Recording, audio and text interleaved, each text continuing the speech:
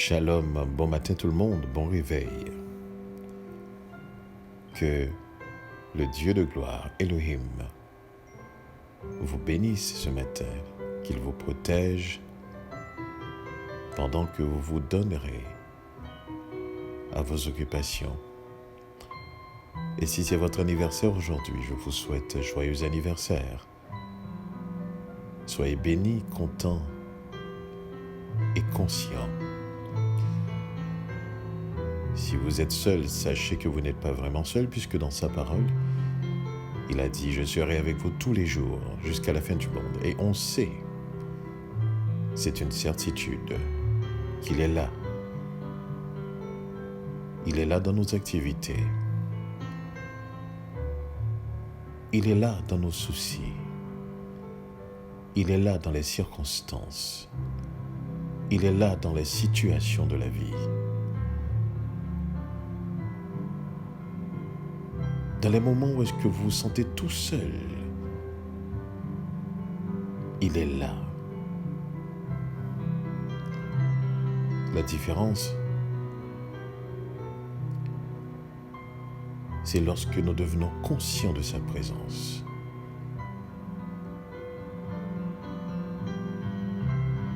Et à ce moment-là, on s'en rend compte. Et cela a un impact sur notre être. Lorsque nous devenons conscients de la présence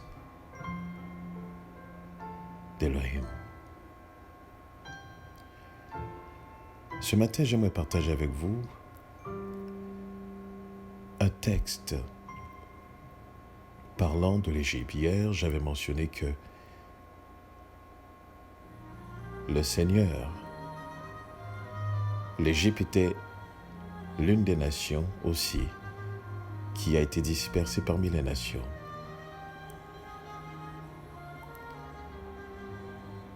Et l'Égypte aussi est une nation que le Seigneur aime. Et il y a une autre nation aussi qui est mentionnée à travers les Saintes Écritures, qui est la Syrie.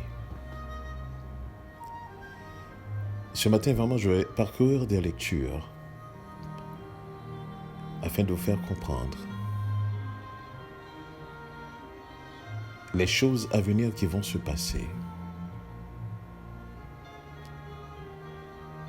et comment certains peuples vont être impactés par ces événements et comment Elohim va se révéler aussi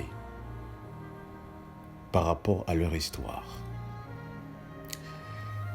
La première des choses qu'on va regarder, c'est dans le livre de Yézéchiel, donc Ézéchiel, au chapitre 29.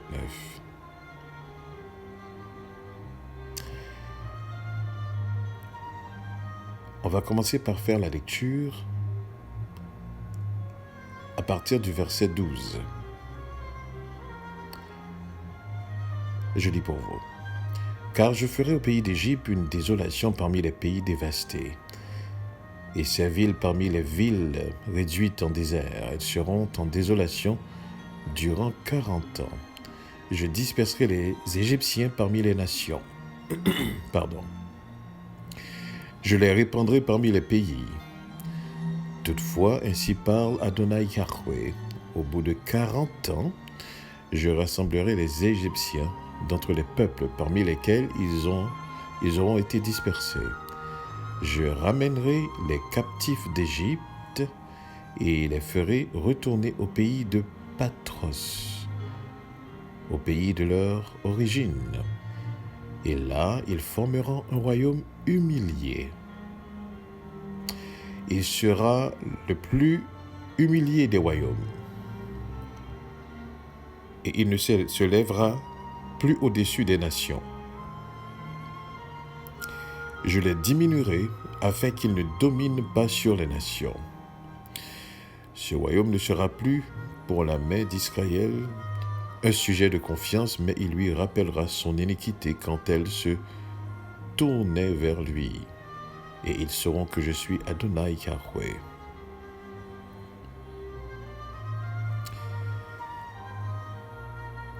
Bien entendu, ce texte était écrit dans le contexte où est-ce que Israël, lorsqu'il était pris par des combats avec d'autres peuples, et l'Égypte était toujours un allié. Mais ce qui arrive, c'est que l'Égypte aussi grandissait et formait une forme de spiritualité qui ne plaisait pas du tout à l'Éternel, à Yahweh. Et nous pouvons comprendre ça lorsque nous considérons le texte d'Ésaïe, donc Ésaïe 19. Nous pouvons carrément comprendre lorsque nous regardons Ésaïe 19 au verset 3, et que lorsque le Seigneur parle avec l'Égypte, et il dit « Les Égyptiens perdront courage et j'anéantirai leur politique. Ils iront consulter leurs sorciers, leurs idoles, et ceux qui évoquent les morts et les devins. » Déjà dans ce texte, on peut comprendre que les Égyptiens d'alors étaient des personnes qui marchaient contre la volonté de Elohim.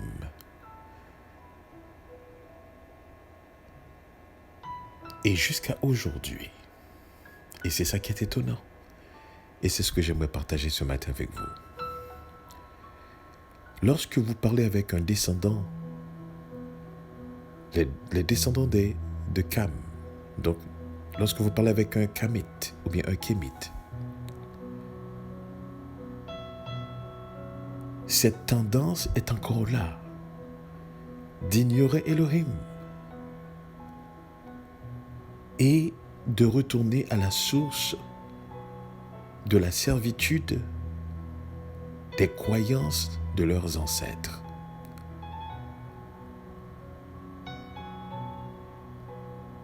Cette tendance est encore là. Et ce qui est étonnant, c'est que l'Égypte qu'on appelle aujourd'hui n'est pas habitée par le peuple original, ce grand peuple. Je vous dis que l'Égypte est mentionnée plus de 560 fois dans les Écritures. C'est un grand peuple. Mais c'est un peuple qui a été frappé aussi. Et ce peuple n'habite pas le pays qu'ils ont bâti, la civilisation qu'ils ont bâtie. Et comme vous pouvez constater dans le texte, le Seigneur lui-même a mentionné qu'ils formeront un royaume humilié et que ce royaume sera le plus humilié des royaumes. Et ce royaume ne s'élèvera plus au-dessus, c'est-à-dire le royaume d'Égypte ne s'élèvera plus au-dessus des nations. Ce qui voudrait dire que, à un moment donné de l'histoire, l'Égypte dominait toutes les nations. Un fait historique que personne ne peut nier. D'ailleurs, c'est une civilisation tellement grande qu'on a dû même inventer une science suite à son histoire, qu'on appelle l'égyptologie. Et j'aimerais vous mentionner ceci. Aucune nation sur Terre n'a fait l'objet d'études scientifiques autant que la civilisation égyptienne. Donc, l'Égypte est une grande nation. Mais une nation qui n'a pas marché selon Elohim, le Créateur, et ils ont été humiliés. Et aujourd'hui, ils constituent une nation, mais une nation humiliée, un royaume humilié. Et que le peuple maintenant habitant dans le pays bâti par les Égyptiens ne sont pas Égyptiens.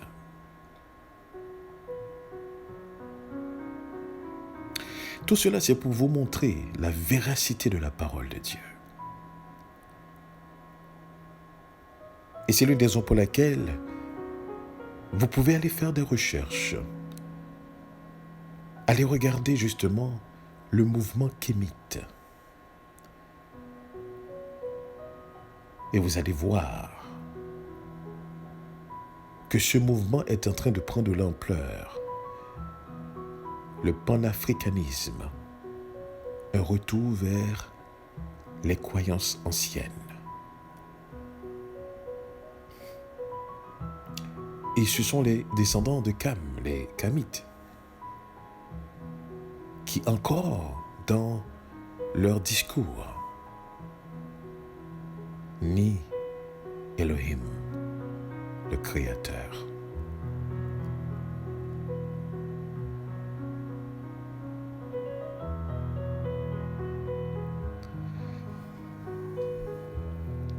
Vous devez comprendre ce matin le mouvement de retour d'Israël, le mouvement de rassemblement des quatre coins de la terre d'Israël passe par un bouleversement de plusieurs nations.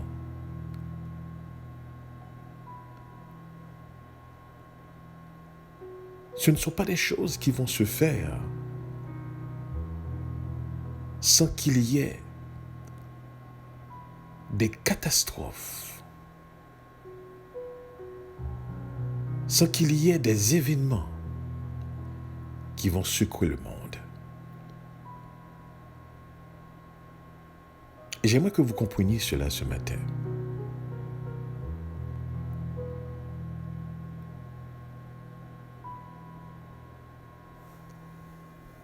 Dans le livre d'Ésaïe, au chapitre toujours 19,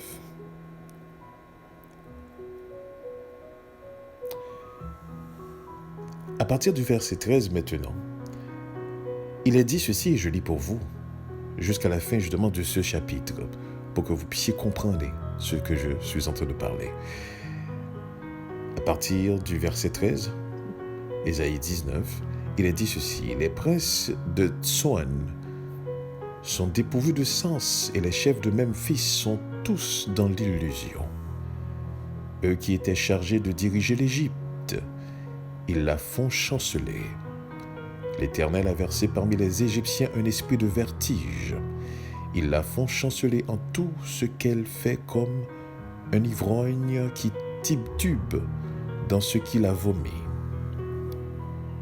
Et nul ne pourra plus rien faire pour l'Égypte, pas plus la tête que la queue, la palme ou le roseau. En ce jour-là, les Égyptiens seront comme de faibles femmes. Ils trembleront et s'épouvanteront quand l'Éternel, le Seigneur des armées célestes, agitera la main contre eux. Le pays de Juda sera cause d'effroi pour l'Égypte, qui tremblera à la simple mention de son nom devant elle, à cause du projet que l'Éternel, le Seigneur des armées célestes, a formé contre lui. En ce jour-là, il y aura dans le pays d'Égypte 5 villes où l'on parlera la langue des Hébreux et où l'on prêtera serment par l'Éternel, le Seigneur des armées célestes. On appellera l'une d'elles la ville du soleil. En ce jour-là, l'Éternel aura un autel au milieu de l'Égypte, et une stèle sera dressée en l'honneur du Seigneur sur sa frontière. Ils serviront de signe et de témoin pour l'Éternel, le Seigneur des armées célestes, dans le pays d'Égypte. Et quand les Égyptiens crieront à l'Éternel à cause de leurs oppresseurs, il leur enverra un libérateur qui prendra leur parti et les délivrera. L'Éternel se fera connaître au pays de l'Égypte, et ce jour-là, les Égyptiens connaîtront l'Éternel. Ils lui rendront un culte avec des sacrifices et des offrandes. Ils feront des vœux à l'Éternel et s'en acquitteront. L'Éternel frappera les Égyptiens. Il frappera, mais il les guérira. Ils se tourneront vers l'Éternel, qui les exaucera et qui les guérira. En ce jour-là, il y aura une route frayée allant d'Égypte en Assyrie. Les Assyriens se rendront en Égypte, les Égyptiens en Assyrie. L'Égypte et l'Assyrie rendront leur culte ensemble. En ce jour-là, Israël sera le troisième avec l'Égypte et l'Assyrie. Et pour la terre entière, cela sera une bénédiction. Et l'Éternel, le Seigneur des armées célestes, les bénira disant, béni soit l'Égypte, mon peuple, béni soit la Syrie, mon œuvre, et Israël, qui m'appartient.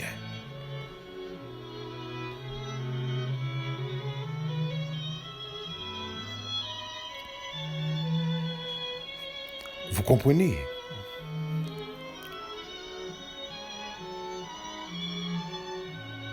Que l'Égypte, le peuple égyptien, est aussi un peuple que Dieu aime.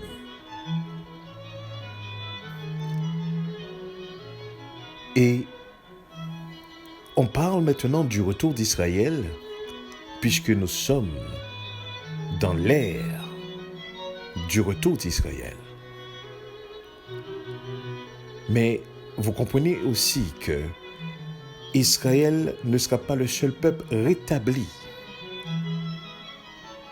Ces deux peuples aussi vont être rétablis, l'Égypte et la Syrie. Et c'est dans ce triangle, d'après la parole du Seigneur, que la terre tout entière sera bénie. Donc, il y a un travail qui va se faire du côté de l'Égypte, un travail qui va se faire du côté de la Syrie, aussi un travail qui va se faire du côté d'Israël.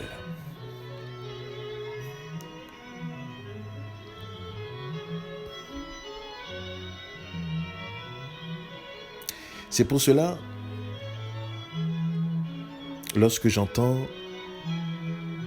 les Kamites parlant du panafricanisme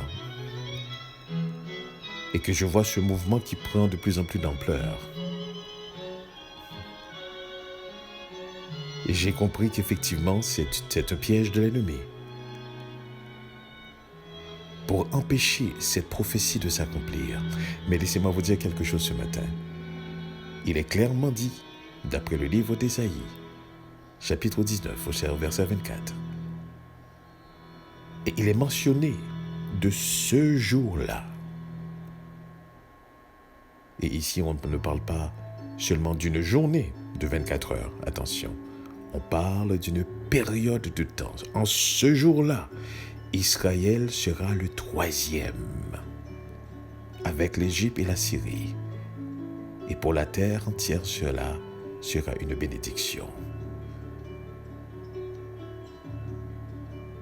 Maintenant, nous savons que la parole du Seigneur est certaine.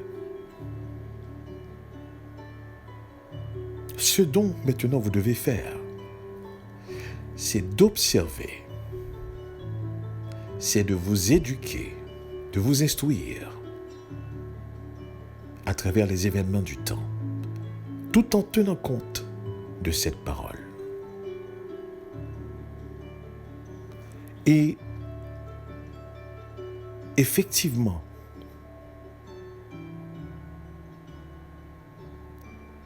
il y a un royaume qu'on appelle Patros ou de Thèbes. C'est le thème qui est utilisé. Donc ce royaume est constitué du peuple de Misraïm, les Égyptiens, les véritables, présentement. Et c'est un royaume effectivement qui est très très humble, dont on n'entend pas parler.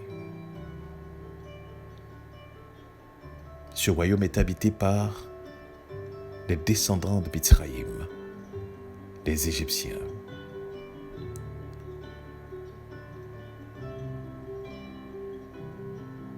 Et ils vont être connus aujourd'hui sous le nom de Kémites. Mais dommage, ils n'ont pas encore compris véritablement qui ils sont aussi. Et ils veulent se référer justement à l'histoire ancienne de leurs ancêtres qui se versaient dans la sorcellerie, dans l'idolâtrie, qui invoquaient les morts et les devins.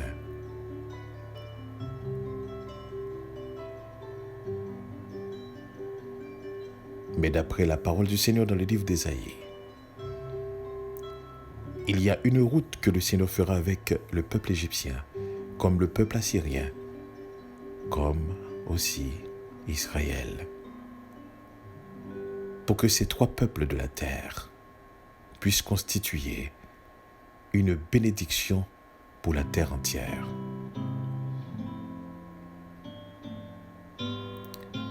En ce jour-là, Israël sera le troisième avec l'Égypte et la Syrie. Et pour la terre entière, cela sera une bénédiction. Et l'Éternel, le Seigneur des armées célestes, les bénira, disant, béni soit l'Égypte, mon peuple, béni soit la Syrie, mon œuvre, et Israël qui m'appartient. Mon peuple, mon œuvre, mon appartenance.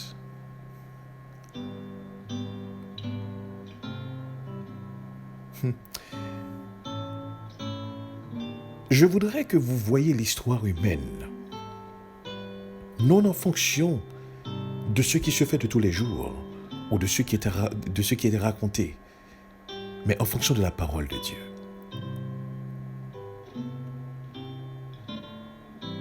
Et étant donné que la parole de Dieu est certaine, la certitude, c'est en fonction de cette parole que nous devons normalement voir les événements historiques dans le temps.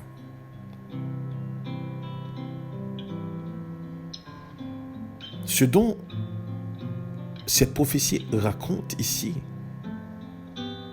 est quelque chose qui va se passer dans une certaine période. Mais vous comprendrez que ces trois nations doivent être rétablies pour constituer justement cette bénédiction pour toute la terre. Et aucune de ces nations présentement se trouve sur leur territoire. Ni le peuple assyrien, ni le peuple égyptien, ni le peuple d'Israël.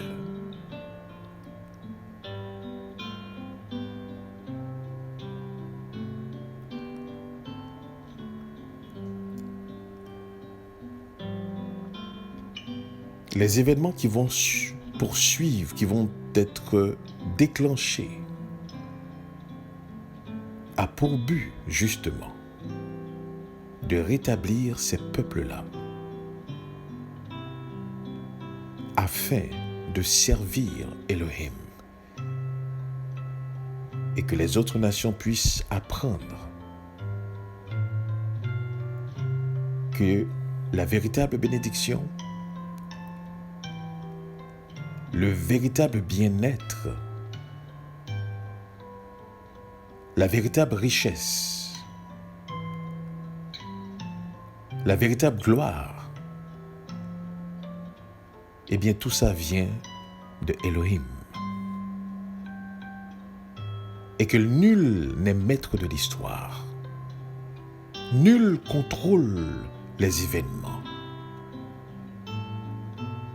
Nul ne peut se dérober de la souveraineté d'Elohim.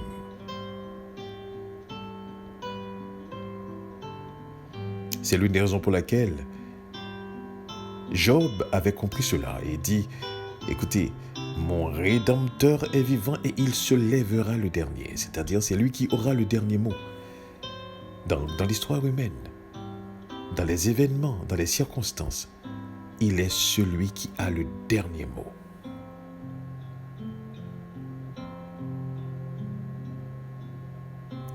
Voilà pourquoi ce matin, je vous inviterai tout simplement davantage à vous confier en lui, à vivre selon les enseignements de Yeshua, à ne pas vous dérober ni à gauche ni à droite, mais à marcher selon sa parole.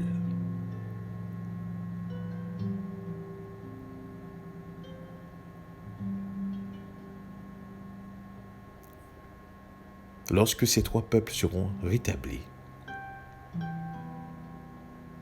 la terre sera bénie entièrement. Et cela, bien avant le retour de Yeshua.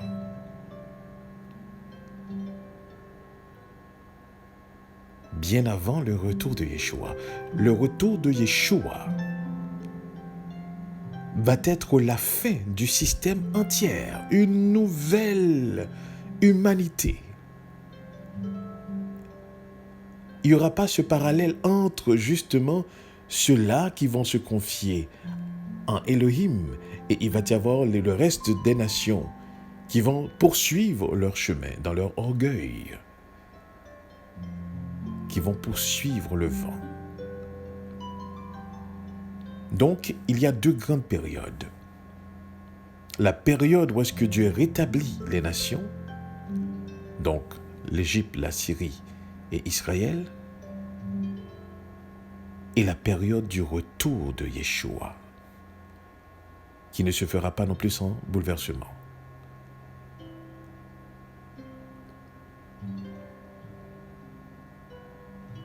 Donc on parle ici avant le retour. Elohim qui démontre sa puissance et sa sagesse en faisant des choses qui est impossibles. Parce que présentement, comme je vous ai dit, l'Égypte n'est pas habitée par les Égyptiens, la Syrie non plus, et les territoires d'Israël non plus. Donc comprenez bien ceci. Ce sont des choses qui vont être étonnantes, qui vont se passer. C'est pour cela, lorsque vous allez voir des événements, des catastrophes, des bouleversements mondiaux, eh bien, sachez que c'est Elohim qui est en œuvre et qui exécute sa volonté. Et ne soyez pas effrayés. N'ayez crainte. Il faut que cela arrive. En ce jour-là, Israël sera le troisième, avec l'Égypte et la Syrie, et pour la terre entière, cela sera une bénédiction, et l'Éternel, le Seigneur des armées célestes, les bénira. Disant, béni soit l'Égypte, mon peuple, béni soit la Syrie, mon œuvre, et Israël qui m'appartient. Que le Seigneur nous bénisse à comprendre cette parole ce matin. Et nous, restons conscients toujours de sa présence. Amen.